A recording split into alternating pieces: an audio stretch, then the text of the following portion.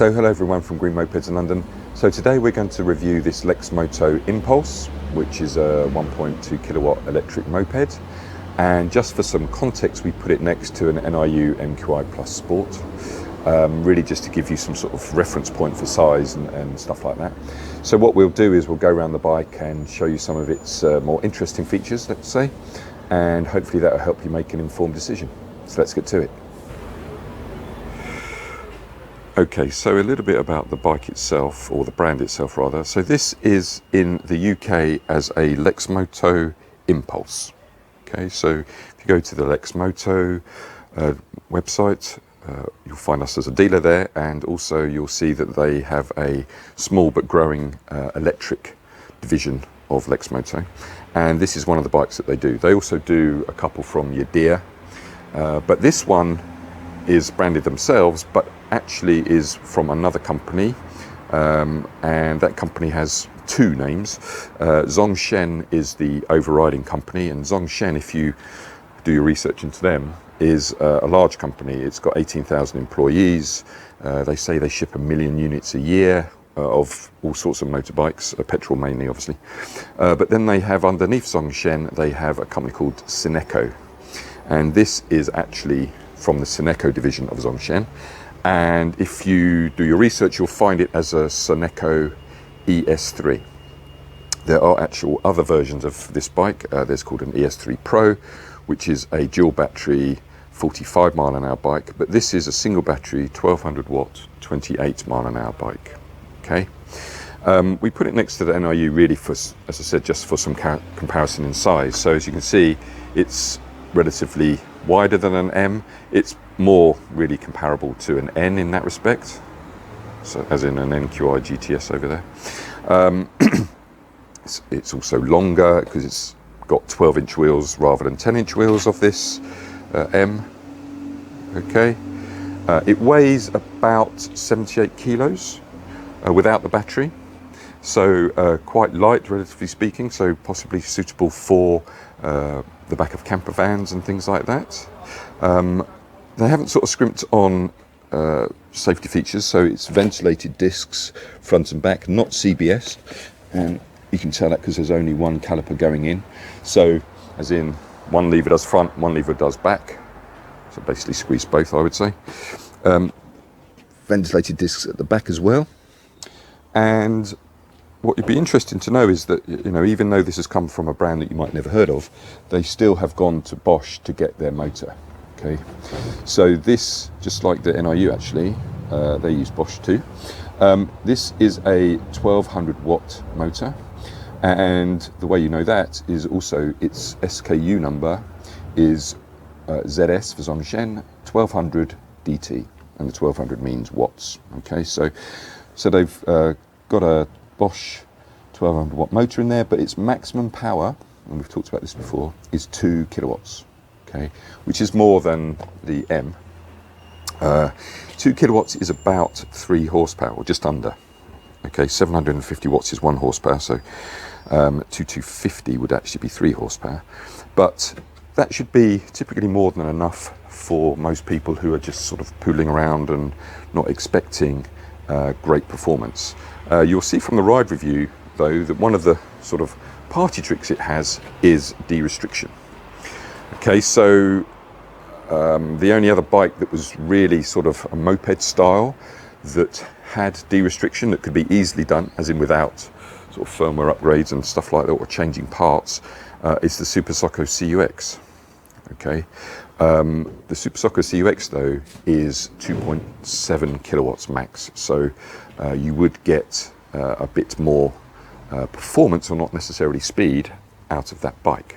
Okay, but the way you do that is very simple on this bike, and is actually information that is posted on the Lexmoto website, so it doesn't affect your warranty, and I will show you that in a second. Let's just carry on around for a bit more first. So this is also a model where you have put the battery under the floor.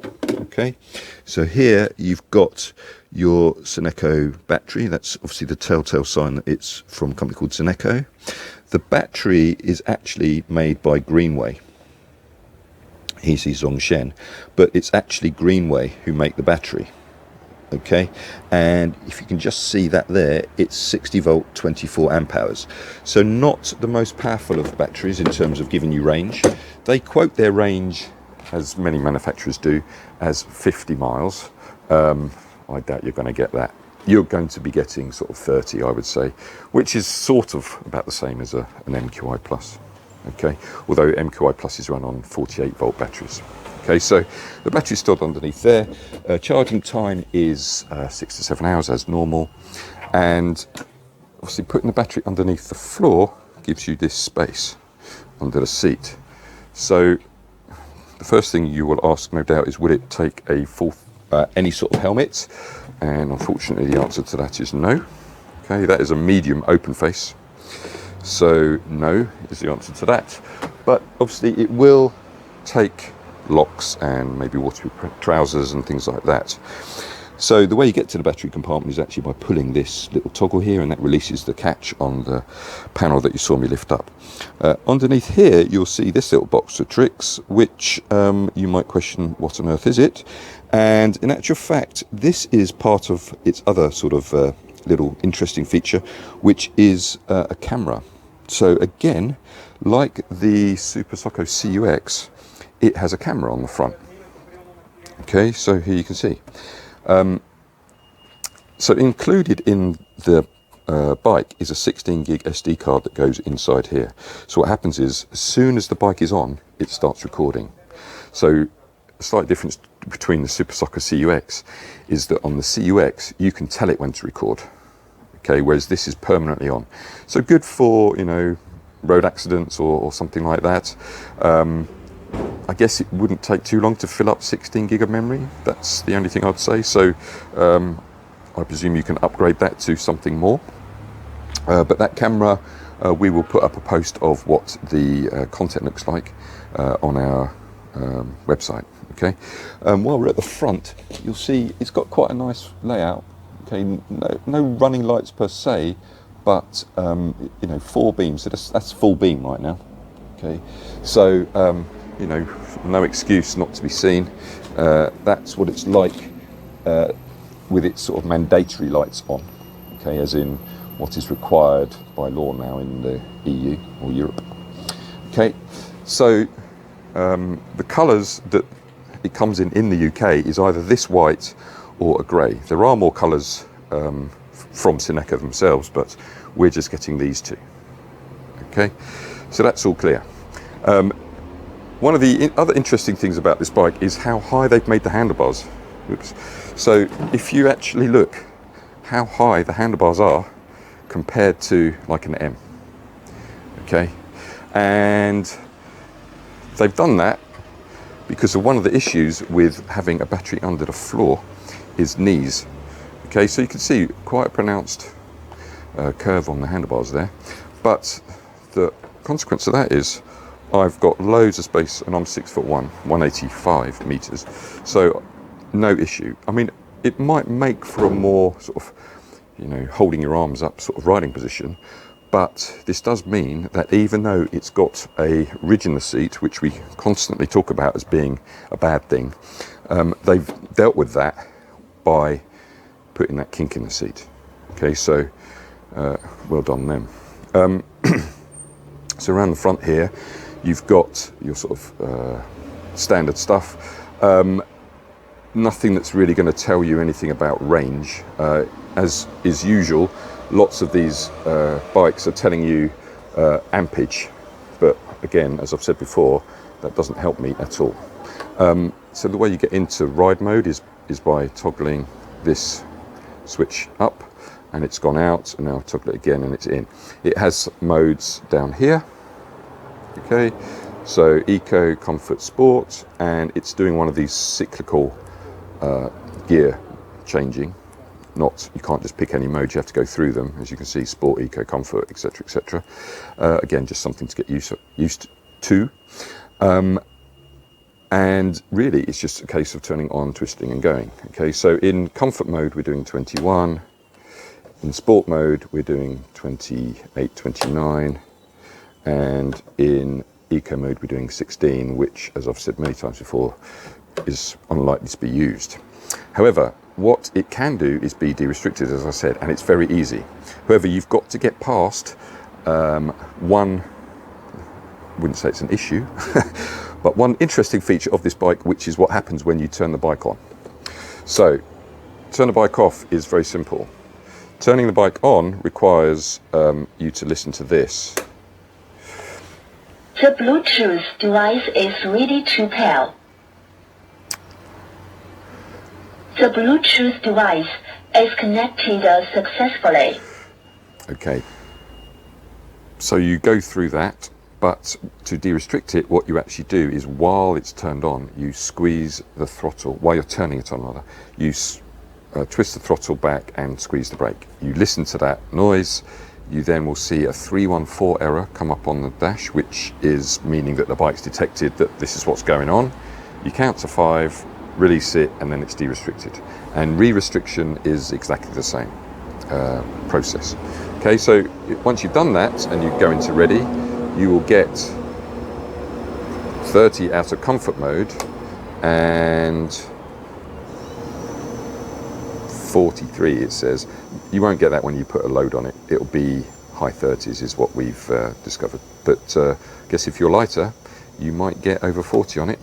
I guess one of the other interesting things is that in eco mode it goes just over 20 by the time you've put a load on it. So we've talked about this before, that having modes that sort of suit speeding zones or speed limits is actually quite handy, because you know that in eco you're not going to be going over 20 enough to get a fine.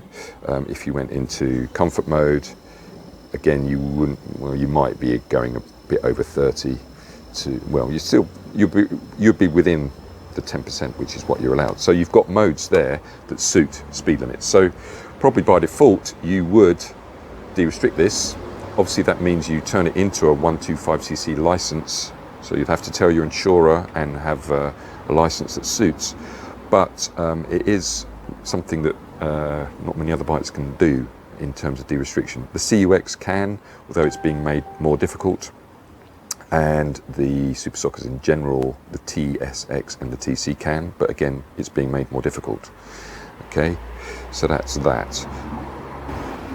So let's talk about this noise speaker system. So down here, as you can see, there is a speaker that is basically where that lovely lady was speaking through.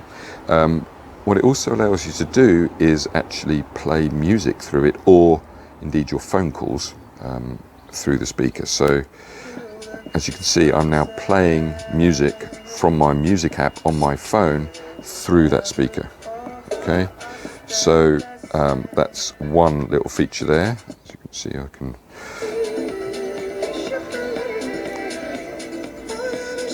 Okay, so obviously a good thing if that's what you want to do. What it also allows you to do is actually play your phone calls through it, as in anything that's going through your Bluetooth will go through the speaker. So basically it will allow the public to hear what people are saying to you through the speaker. Again, whether that's a good thing or not is sort of up to you, but it's there nonetheless. I guess the camera feature is probably something that's a bit more useful, but anyway, that's what they've decided to do. Okay, so the other thing about this bike is actually the price. So bearing in mind this bike is on the grant. Okay, so you're still getting the 3 years warranty on the battery, the 2 years warranty on the bike itself. The price that you pay after the grant is £1,700. Okay, so £1,700. If you want to compare that, the NIU MQI Plus Sport is actually over £2,000. At the moment there's a special offer and it's still more than getting one of these. Okay, so you can argue obviously that the NIU has Panasonic batteries, so that's probably why you're paying more for it, but it's still a good offer. We offer 3 months interest-free credit on bikes under £2,000, so you could also spread the cost of this to about what is it, £570 for 3 months. Okay, so all in all, The de-restriction is good. The camera is good. The noise, startup noise in particular, isn't good. Not sure how you could say it other than the way it is. It is a bike made for two people. It's got enough power to do that. It's not going to break any records, but with the de-restriction, I think you'd probably de-restrict this one by default, actually, to make it probably a bit more useful at the expense of range. But it's, you know, does what it says on the tin, really. So if you'd like to organise a test ride, or obviously ask any questions about it, then feel free to contact us through hello@green-mopeds.com. And thanks very much.